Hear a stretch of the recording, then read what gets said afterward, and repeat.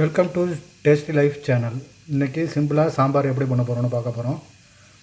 First கடுகு, எண்ணெய், ஜீரகம், கொஞ்சம் உளுந்து போட்டு தாளிக்க போகிறோம். கடுகு பொரிஞ்சிருச்சு. இப்போ கொஞ்சோண்டு கருவேப்பிலை போடுறோம். அடுத்து இஞ்சி, அடுத்து பச்சை மிளகா,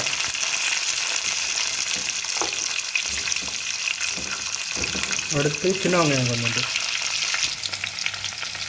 இப்போ கொஞ்சோண்டு பெருங்காயம் சேர்க்குறோம்.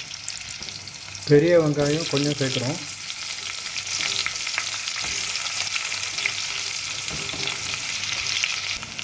வெங்காயம் வதங்கிருச்சு. அடுத்து தேவையான காய்கறிகளை சேர்க்க போகிறோம். நான் இப்போ உருளைக்கிழங்கு,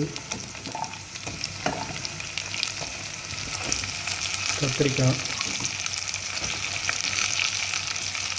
இதெல்லாம் சேர்த்து கொஞ்சம் வதங்கினதுக்கப்புறம் மசாலா ஐட்டம் சேர்க்க போகிறோம். கொஞ்சம் வதங்கட்டும். அடுத்து வெண்டைக்காய் கொஞ்சம் சேர்க்குறோம். நம்ம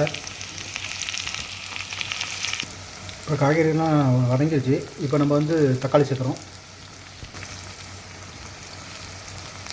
தக்காளி நான் ஒன்று சேர்த்துருக்கேன். நீங்கள் தேவைப்பட்ட 2 கூட, சின்னதாக இருந்தால் 2 கூட சேர்த்துக்கலாம். காய்கறி, தக்காளி எல்லாமே நல்லா வதங்கிடுச்சு. இப்போ கொஞ்சம் மசாலா பொடி சேர்க்க போகிறோம். இப்போ கொஞ்சம் மஞ்சள்,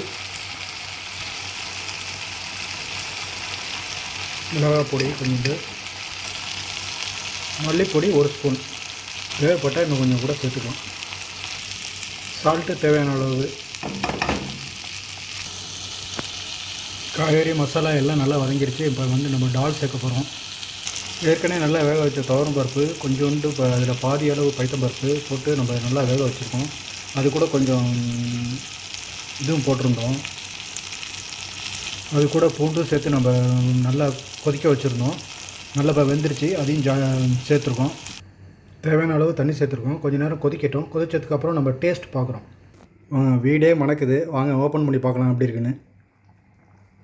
வாவ், நல்ல ஸ்மெல் வருது. அருமையான சாம்பார் ரெடி. கொஞ்சம் மல்லித்தலை போட போகிறோம். அடுத்து நல்ல சாம்பார் ஸ்மெல் வருது. நீங்களும் கண்டிப்பாக வீட்டில் ட்ரை பண்ணி பார்த்துட்டு எல்லாருக்கும் தெரிஞ்ச சிம்பிளான சாம்பார் இந்த முறையில் ட்ரை செய்து பாருங்கள். ட்ரை செய்து பார்த்துட்டு ஃபீட்பேக்கு கண்டிப்பாக கொடுங்க. ஓகே.